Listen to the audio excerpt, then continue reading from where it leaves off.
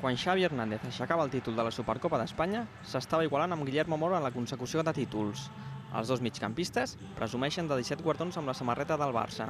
El de Terrassa segueix fent història quan encara li queden anys de futbol a les seves botes. També Guardiola s'emparellava amb Johan Cruyff. El deixeble igualava el mestre. El pròxim divendres, a l'estadi Lluís II de Mònaco, la primera oportunitat per convertir-se en els més llorejats en la disputa d'una altra Supercopa, la d'Europa davant el Porto. El 8 d'agost serà per sempre una data marcada en el calendari de l'afició blanquiblava. La sobtada mort del capità Dani Jarque compleix un any i el seu esperit segueix molt viu entre seguidors i amics del defensa. Igual que fa un any, la Porta 21 de Cornellà al Prat s'ha convertit en el punt de record. Iván de la Peña, Raúl Baena i Víctor Ruiz hi han fet el seu petit homenatge, igual que centenars de periquitos. Espelmes, flors, bufandes i tot tipus d'articles en memòria de Jarque tornen a fer de l'Accés 21 un santuari. El pas del temps no l'ha deixat en l'oblit i des del tràgic succés han estat constants les mostres de suport i record al capità espanyolista, els aplaudiments a l'estadi al minut 21 de cada partit, els gols en dedicatòria al cel i, sens dubte, la més emocionant, la samarreta d'Iniesta després de marcar el gol a la final del Mundial. A 94 dies per arrencar els Jocs Paralímpics de Londres, encara alguns atletes buscaven plaça.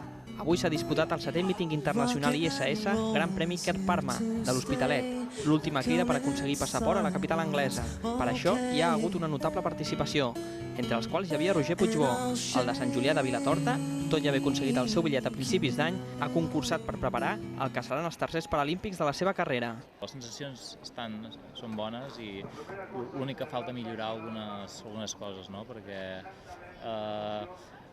diguem que ara estem acostumats a fer proves així ràpides, que ens ajudem i tal, però ara ja ens hem trobat de cop i volta que hi ha moltes proves que ja són tàctiques, ja la gent ja ha canviat el xip per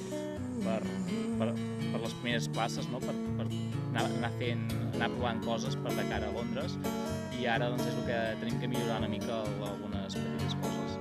Malgrat el caire competitiu de la jornada, l'objectiu del míting també era la integració de les persones amb algun tipus de discapacitat, mitjançant la pràctica de l'atletisme.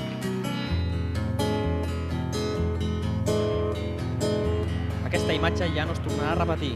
El relleu a la capitania l'agafa el que ha estat tercer aquests anys, Dani Jarque. David Garcia i Iván de la Peña completaran el trio de capitans. Sembla que els canvis al club blanc i blau s'estan estenent també al vestuari amb aquesta notícia.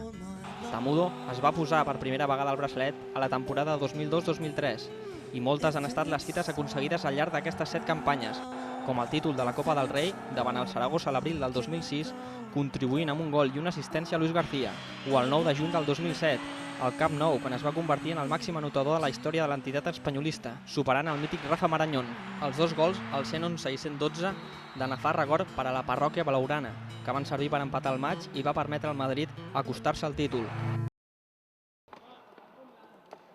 Jo penso que l'equip està compensat i tenim 8 jugadors que tots poden jugar. No crec que ens sigui problemàtic l'adaptació. El que passa que és una lliga curta, perquè hi ha pocs equips, i crec que està molt nivellada. Potser hi ha algun equip per dalt que se'n vagi o algun equip per baix que es quedi, però en general estarà molt nivellada, pots guanyar o perdre a qualsevol lloc, llavors, bueno, tenen que anar molt d'ull de començar bé i intentar estar per dalt. És un grup un altre cop nou, són 3 incorporacions que faran que són incorporacions importants, que en principi han de disposar de molts minuts, i hi ha una part important de cohesió que en aquests moments doncs, hem de treballar. Per tant, penso que el grup és bo, hi ha possibilitat de fer moltes coses, però hem de tocar de peus a terra i anar a poc. Primer, cohesionar l'equip. Bueno, de moment ells tenen molta il·lusió per començar i per estar a dalt i intentar pujar. A veure, l'objectiu clarament és una mica com l'any passat, acabem de pujar, en teoria hem d'assolir la categoria, que això en teoria no ha de ser problemàtic perquè no baixa ningú, però crec que tenim un equip per estar a dalt i per poder lluitar per les places de dalt.